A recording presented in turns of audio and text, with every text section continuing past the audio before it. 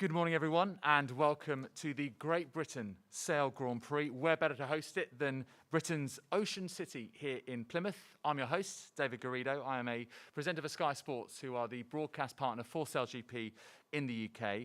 Following the opening event in Bermuda and after an exciting event in Italy last month, we are back for the third instalment of SailGP Season 2.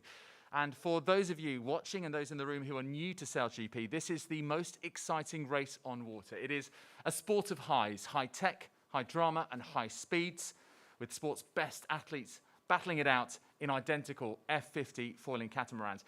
Lighter winds are forecast this weekend, though, so we may not see the absolute top speeds that these boats are capable of, but the sun is out. It is a balmy 24 degrees Celsius, 75 Fahrenheit. I can tell you that in the UK is officially known as tropical. It will be a spectacle nonetheless. But it's not just about the race on the water. We're also racing for purpose and impact off it. Just this week, SailGP launched its groundbreaking Impact League, which sees the introduction of a second podium this season. So one for sport, one for purpose. More on that shortly. It's all part of our race for the future, racing for a better future, championing a world powered by nature with the goal of accelerating the transition to clean energy. So let's get started. We have, as you can see, a star-studded lineup for you today. Please welcome, from left to right, the Olympic and reigning SailGP champion Tom Slingsby from Australia, the Olympic gold and silver medalist Nathan Outteridge from the Japan team, round-the-world ocean racer Nicolai Sehested from the Denmark SailGP team presented by Rockwell, and finally, Arno Psarofaghis, interim driver of the New Zealand team, while Pete Burling defends his Olympic title in Tokyo. Welcome, one and all. Great to see you. Welcome to Plymouth. Nathan, you were winner last time out in Toronto, so I'd like to start off with you.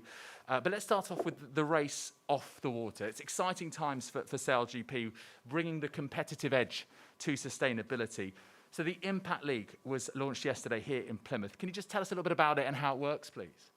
Yeah, well, the Impact League is a race for us, not on the water, but off the water. And it's about making sure we're doing our part to improve the world. And, sport has a good voice, and we can really, accelerate change. And what we're looking for is 10 different categories with the teams where they're competing against each other to be more sustainable. So whether that's how much rubbish we're collecting, how much, waste there is from the boats, from the meals, whatever it might be, how much fuel we're using in the chase boats on the water, to how we travel to events. So there's all these different categories and different areas where we're competing against each other. And, it's an exciting opportunity for us to make a difference off the water.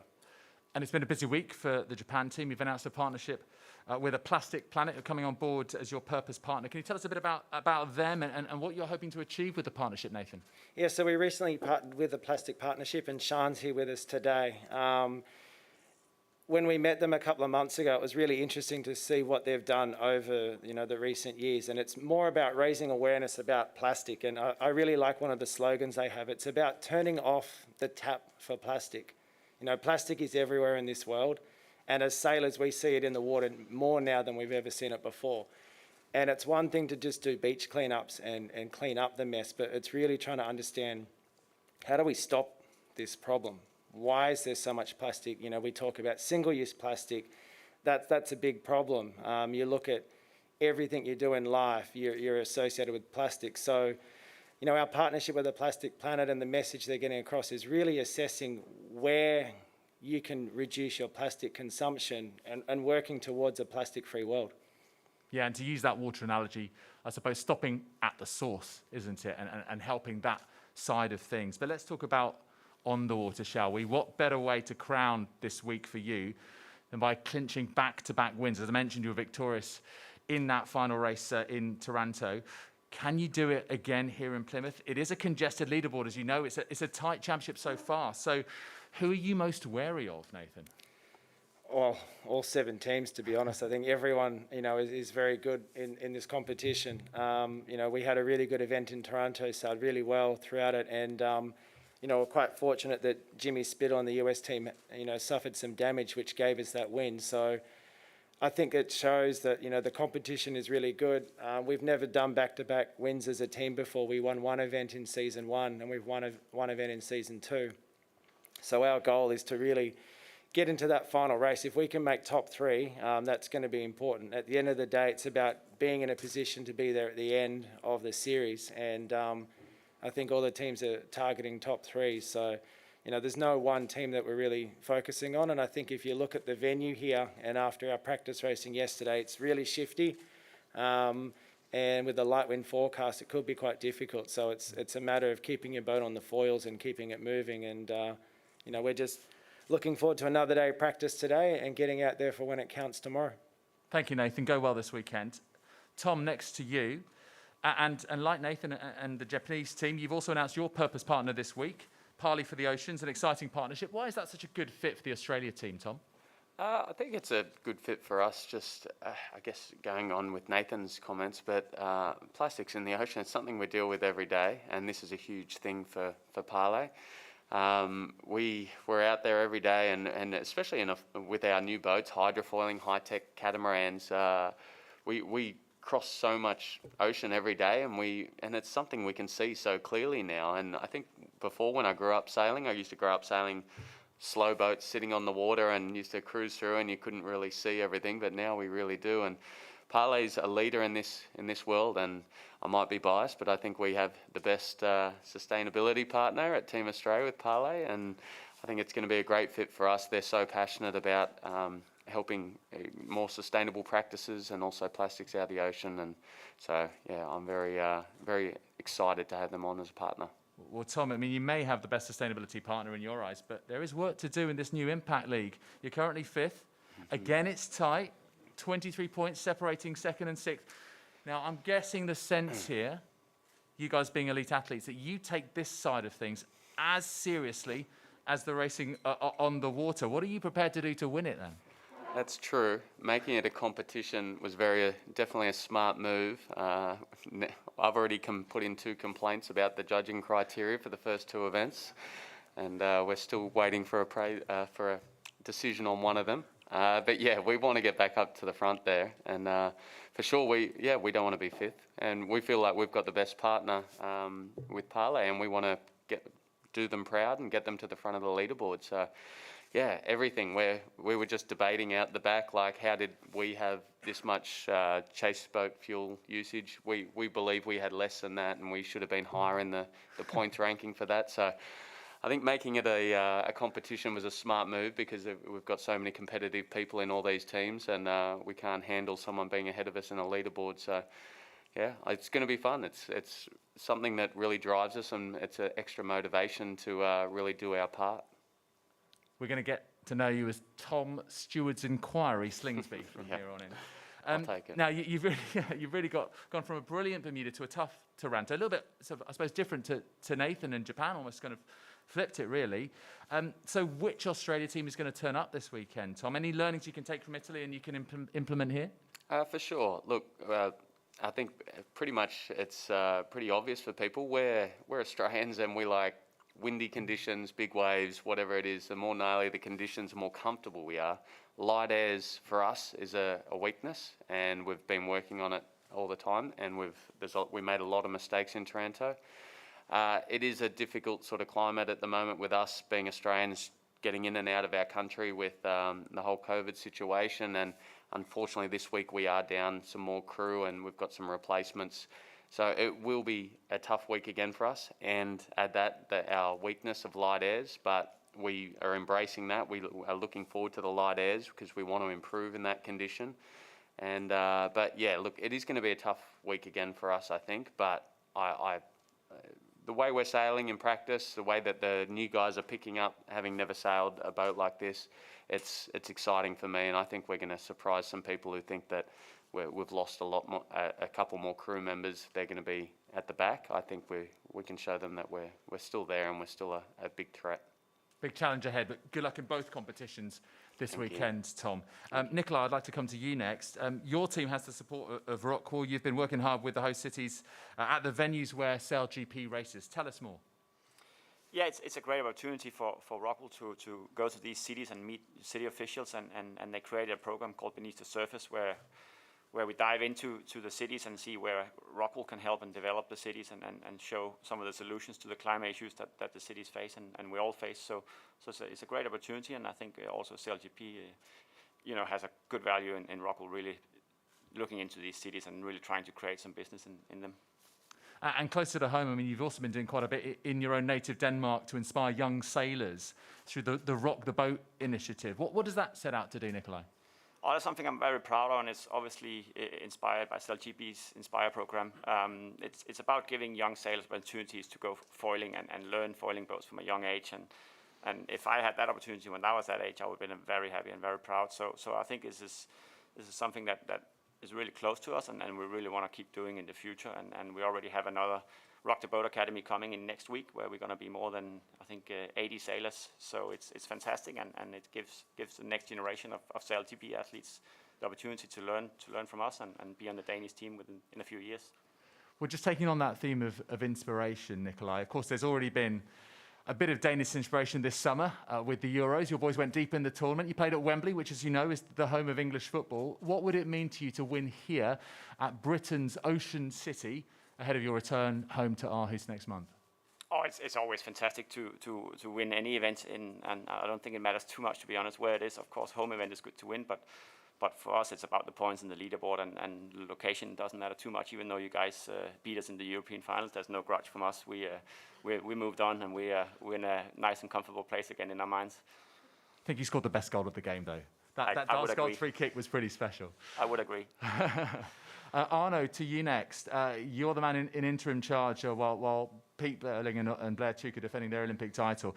You got your first fleet win in Italy. You made a brilliant start in the Impact League as well. Do you send you're building momentum at the moment?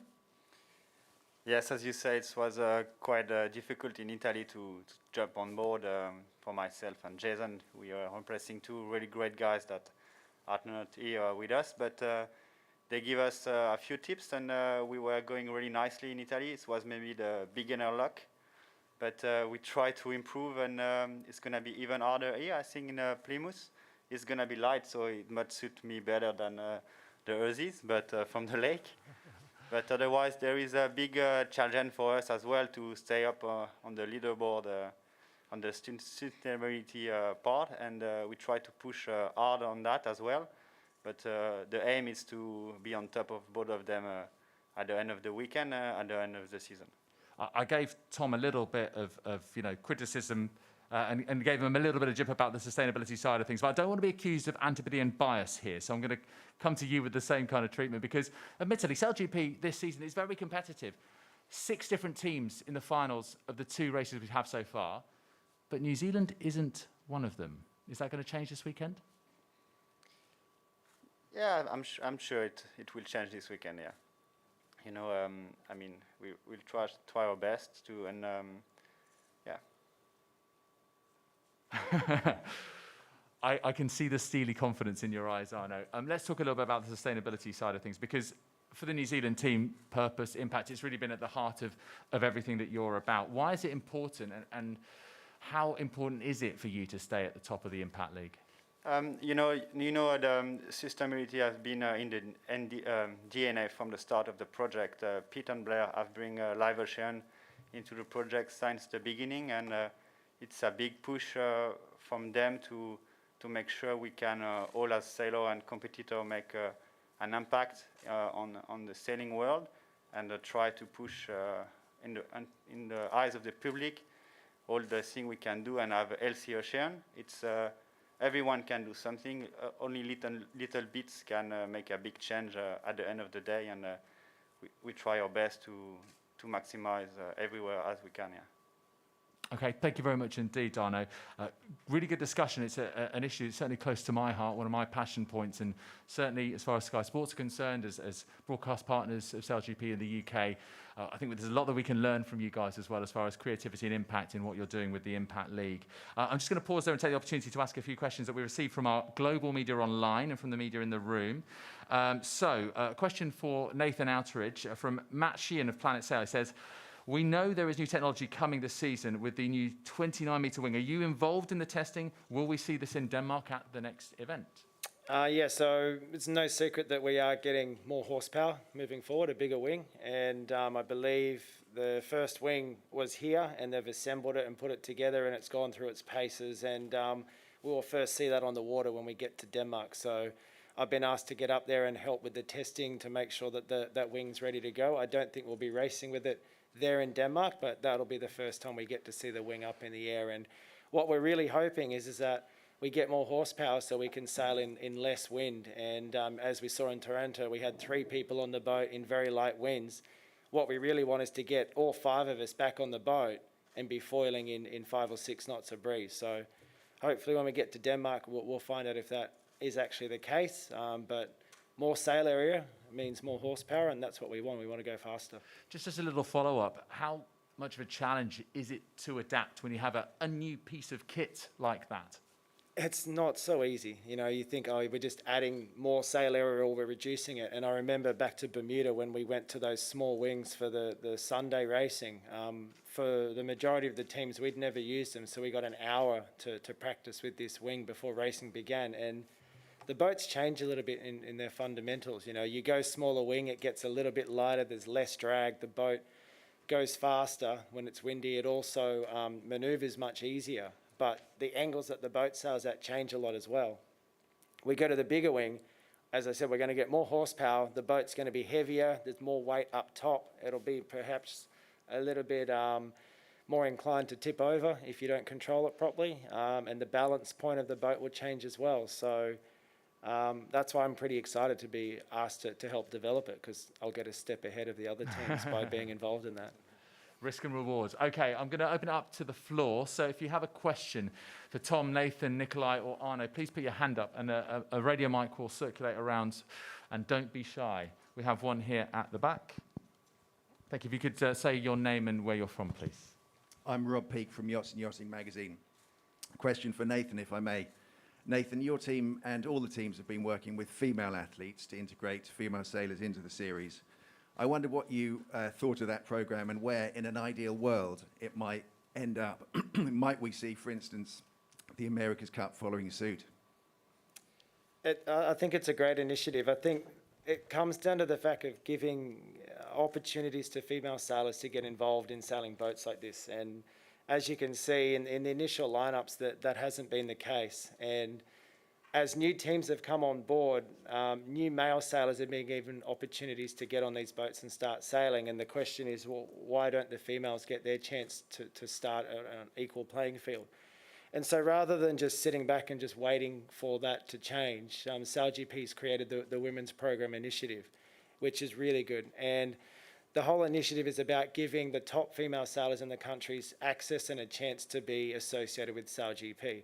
And so far in the last 2 events, we've had female sailors join each of the teams in Bermuda and Toronto, and they jump on board for all the training sessions. They're heavily involved in the debriefs. They're helping with the coaching support. And it's really giving, as I said, a chance for them to get some exposure to these boats. So in Toronto, our female sailor, Wakako, she has come from Olympic class sailing. We gave her about an hour's time driving the boat. We gave her some time on the flight controller. And the real goal is to give her more and more chance to be comfortable in these boats so that in the future she can be racing. I think we probably won't see females racing on the boats this year, but at some point in the coming years they'll be getting on the boats and racing. And I think we've seen in the Volvo Ocean Race they've integrated a female component to those teams as well. America's Cup might go the same way, and you look at the Olympics now, it's 50-50 male-female on the medal count. So I just think that what we can do as SailGP is to give them the opportunity to get on the boat, to learn from the best sailors in the world, and to challenge us, and to basically come and steal our jobs. Thank you, Nathan. Thank you also for the question. We have time for one more. We're a little tight on time. Hi, my name's Tyler from Montreal. This is for Tom or Nathan. I heard or read about you guys after 2008. You got into moss sailing to really develop your skills. How did that help you develop, and how does the WASP sort of help develop the skills for these boats? Yeah, I still remember that well. Nathan and I were at the Olympics together in 2008. We were both favourites and both sort of bombed out and missed medals. I missed by a long way, but Nathan was pretty close. And then after that, we said, look, we need to learn more about sailing. Sailing's changing with all these faster boats, hydrofoiling starting. And we both just said to each other, let's get moths, let's get A-classes, and let's learn about this new world of sailing. And we didn't really realise where it was going to go at that point. We were just doing it for a new challenge and adventure. And that's what we did. We bought old boats and we just started getting out in the water and learning. And it really does transfer. Just before this event, I was thinking we had a poor event in Taranto, and I was thinking, okay, what can I sail? And really, the first boat that I thought to practice here is the Moth. I wanted to practice in light airs because our weakness in the F50 is light airs, and so I was out sailing the Moth in light airs, judging between what's better, more manoeuvres, more wind, how much wind pressure makes a difference, and it actually does really compare to the F50. So these sorts of classes, I think if you're young and getting into sailing, at least with the SailGP Inspire program, the Wasp is a perfect type of boat to get into hydrofoiling sailing, to learn about foils, to learn about apparent winds, how foils go through the water and how the boat manoeuvres differently. It's the perfect platform to really, and we now, when we're recruiting, I definitely look through the Wasp fleet, I look through the Moth fleet, I look through hydrofoiling fleets, because it really does, the skills you learn in those really come forth in the F50s. And Nathan, would you like to come in as well on this question? Yeah, I was just going to say, with regards to the Inspire program and the WASP program, it really is, as Tom said, where we're looking for talent coming forward. And so having, the Inspire program in the WASP class is where the grassroots of sailing begin, and traditionally sailors learn in boats that sit in the water. And, SailGP is giving an opportunity to teenagers now to get onto foiling class of boats. And what we really would love to see is a step between the WASP program, which is, that introduction to foiling. We need to find something that sits in the middle between a WASP and an F50, because you can't go from a WASP to an F50. But that's where I think the Moth class is perfect for that. And I think with the World Championships coming up this year in Italy, if we can look at who performs well at those events, that's where we're identifying the talent from to come and join the teams in the future.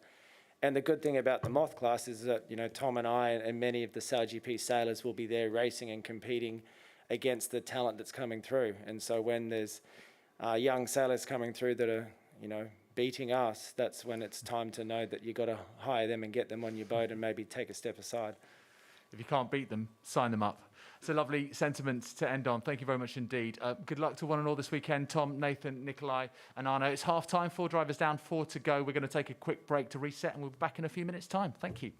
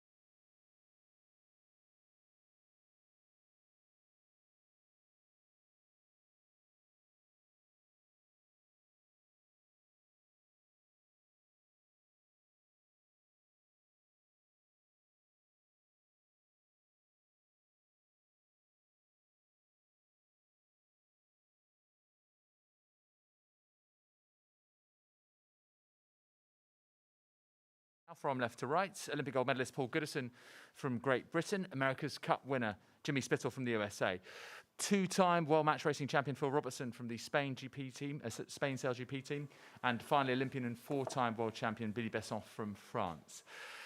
Welcome one and all, great to have you with us. We've spoken about the race off the water, it's now time to get back to the action on it. And Paul, I suppose, representing the home team here at this event, I'd like to start off with you. How much pressure is there right now? You were interim driver in Toronto. Admittedly, didn't quite work out there, but this is your home event. You'll really want to impress.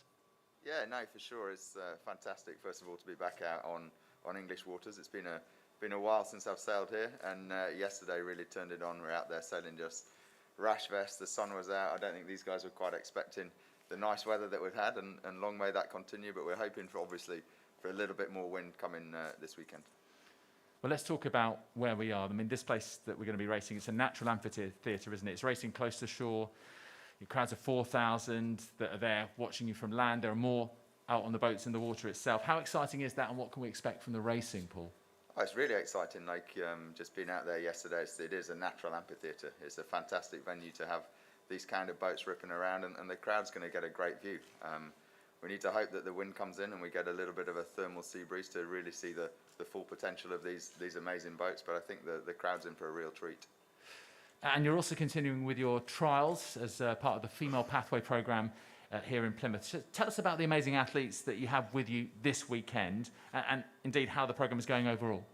We've got 4 fantastic athletes coming from a varying background. We have foiling kite surfers in Ellie. We have some of the Volvo Ocean Race sailors who've just competed in the Volvo Ocean Race Europe. We have Olympic sailors in Nikki, and the girls really adding a lot. They were on the boat yesterday, and you could just see from their smiles how much they were enjoying it. They're adding a lot of input as well, talking about asking us some difficult questions. Why are we doing this? Why did that go wrong?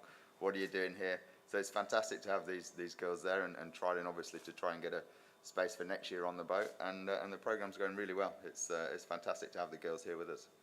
And just to put this in a wider sporting context, obviously we've had the pandemic, which has led to now a real bumper summer of sport across the world. But in terms of here in the UK, you know how desperate we are for a British winner. We didn't get it at the Euros, we didn't get it at Wimbledon. Who knows with the F1 at Silverstone, and who knows with the Open Golf at Royal St George's. So when it comes to SailGP this weekend, quite simply, is it coming home?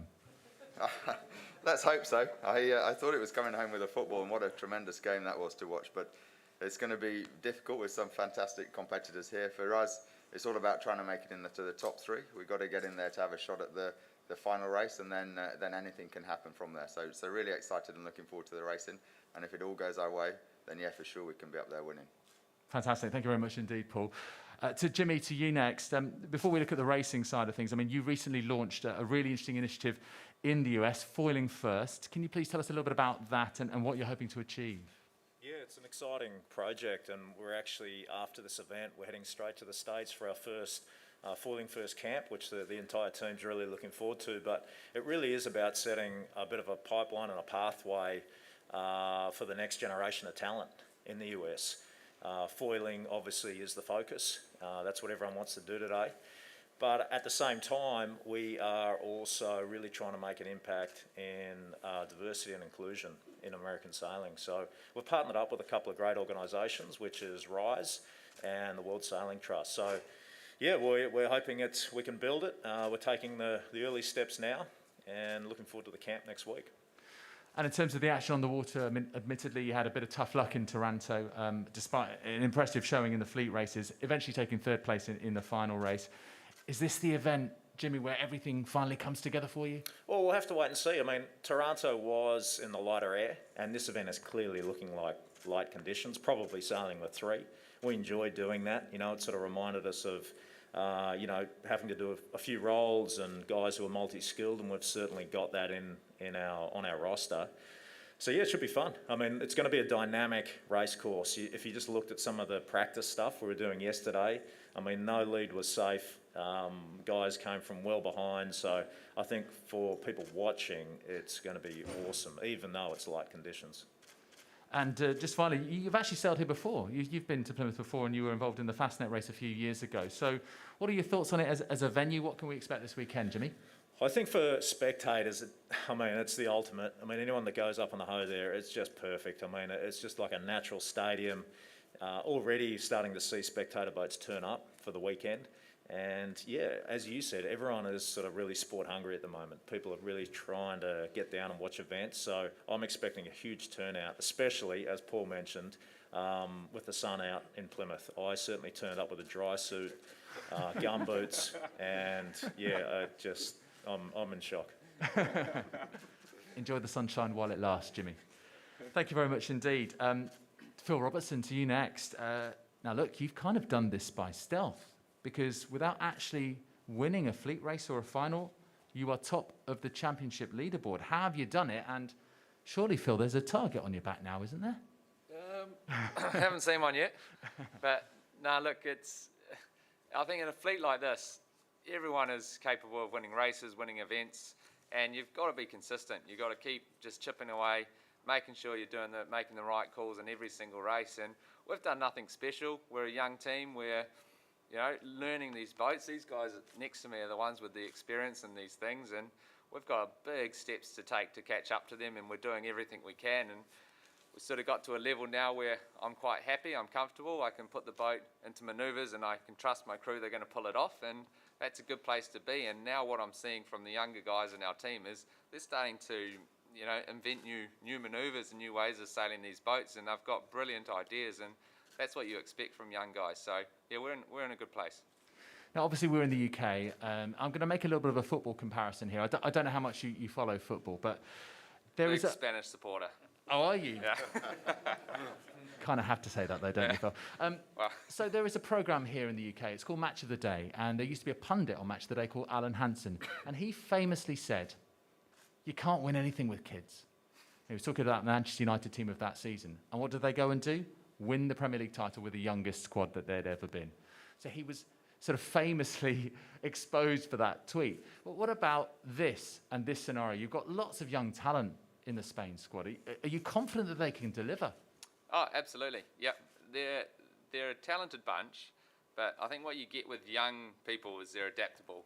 And like we saw in Taranto, we suddenly went down to 3 people on board, and they could adapt. We could sail through the fleet, and we were one of the better teams out there with 3 on board. And that's the beauty of it, and the beauty of our team is we're young, we're keen, we've got no egos, and yeah, that's dangerous. Now, what about you? Because you did well with China in 2019. You're leading with Spain in 2021. But essentially, you're filling in for Geordie right now, aren't you? So, we don't want to just consider you as the supply teacher with the star pupils. Can you be a star driver in your own right? What kind of message are you putting out there, Phil? Look, I don't... Yeah, is it a star teacher with good pupils? Supply teacher with the star pupils. You bust in to bring them success. Supply pupils, star teacher? Oh, sorry, I'm a bit...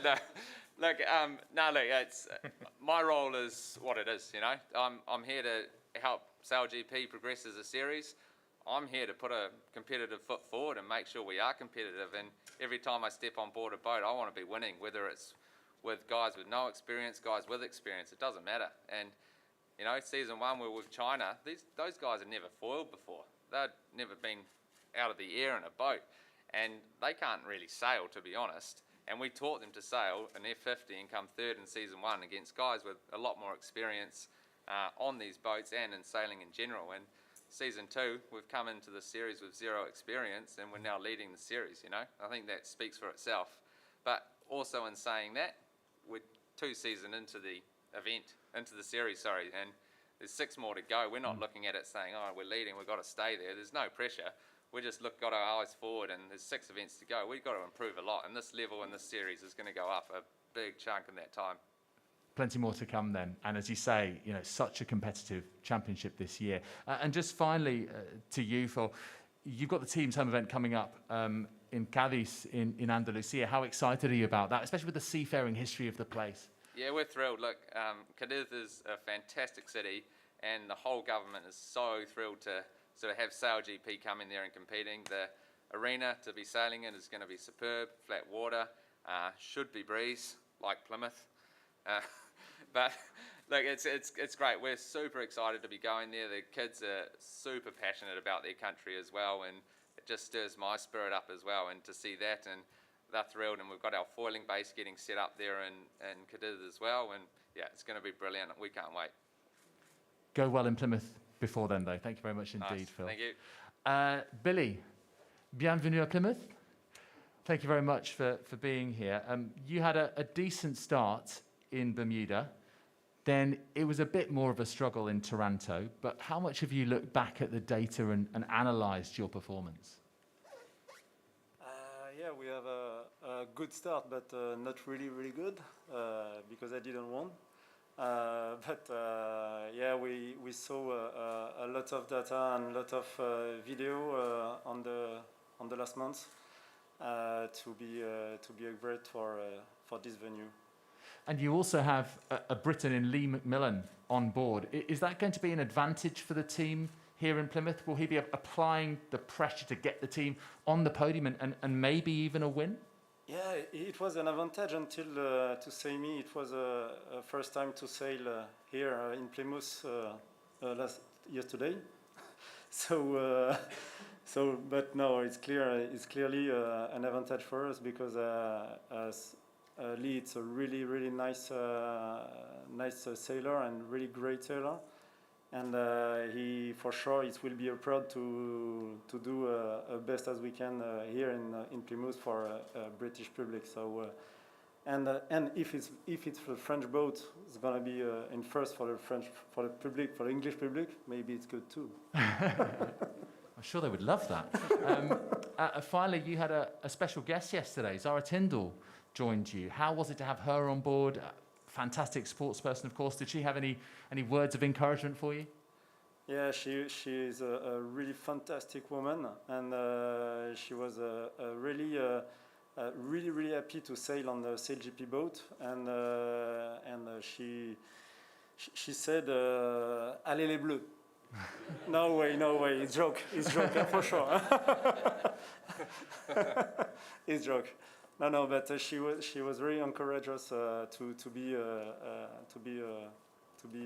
on the top. Fantastic. Bonne chance ce weekend. Thanks. Go well. Thank you, Billy. Okay, so we're going to take a few questions from the virtual floor first of all. So a question for Phil, and this is from Nico Abad from Spain. How do you feel to have your coach on board now sailing with the team? Yeah, it's good. It's brilliant. I think Xavi Fernandez is one of the world's best sailors, and to have him on board is, very, very fun. He's got some big shoes to fill in Florian Trittle, but he's doing a really good job, and it's enjoyable. He's loving it. He's a little bit on the older side, but I probably shouldn't say that. But no, he's really loving it and adapting really fast, and he's learning, which is good. A couple of scary moments, but we won't talk about those. Thank you, Phil. Question for Paul from Mark Reed, Bay and Delta Yachtsman in the US, and he asks, as a home event for your team, what type of local knowledge comes into play for you against the other competitors? I guess from just sailing back here in the student times, I remember having a lot of fun here. Hopefully we have a lot of fun sailing on these waters again. But no, it's, I'm familiar with the bay. I've sailed in the harbour a couple of times before, so I'm sure that'll be a small advantage. But with a tight race course, we've seen yesterday in the practice racing, anything can happen and things change very quickly. So it's all about staying alert and reacting well to the conditions. Thank you, Paul. We've got a few minutes for questions from the room. Please put your hand up if you've got a question. We'll get a mic to you. There's one here at the front. Good morning. I'm Councillor Nick Kelly, leader of Plymouth City Council. So a warm welcome to our city. Jimmy, your words were fantastic about the amphitheatre. We're biased here. We think it's made for racing.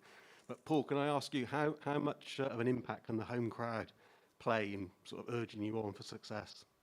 I think it makes a big impact. I think it's more for getting us all hyped up. You were out there sailing yesterday, and already there's a bunch of boats on the water with people sitting on there screaming as you go past, and it feels really special to be in home waters, to be having the Union Jack on the sail. It reminds me a lot of London 2012 with the home support, so I'm really excited about it. Thank you very much indeed, Paul. Next question. Got a couple more minutes. We can probably squeeze one or two in. Okay, we've got one more over here. Rob Peake from Yachts and Yachting magazine. Jimmy, I think you also raced here 10 years ago in the World Series. Do you think in some way that event led into this one? Yeah, I mean, that was our first experience with, you know, coming to Plymouth, and yeah, I mean, it was just awesome racing. I mean, because of that one, that's why I packed my dry suit, because it was friggin' pumping and raining, but from a spectator point of view, it was just one of those, I mean, people kind of still talk about it, you know, because it's just such a cool place to watch it from. And so, yeah, look, the cool thing now, though, the boats back then just weren't at the level we are now. I mean, for instance, if we had those boats here, we wouldn't be able to get great racing in the light air. The great thing with these boats is that, and you would have seen it yesterday, man, there's just heaps of lead changes. It's really, really tough to get it right. And from a spectator point of view, that's awesome, because you're not just seeing one boat get ahead and that's it, the race is over off the start line. So I think that's what we're going to see this weekend. Just a lot of passing lanes, very, very dynamic, tough manoeuvres, especially sailing with three. And yeah, I think we're in for, even though it's looking a lot like winds, it's still going to be an exciting weekend. Okay, I think we'll wrap it up there. Paul, Jimmy, Phil, Billy, go well this weekend. Thank you very much indeed. Really exciting to hear from all of the athletes, not just for this weekend, but to see how they get on throughout the season, both on and off the water, of course, with the Impact League taking centre stage as well. So the most exciting race on water gets underway here in Plymouth, 2 p.m. local time Saturday, 2:30 p.m. on Sunday. You can follow all the action via sailgp.com and, of course, here in the UK live on Sky Sports. Thank you very much indeed.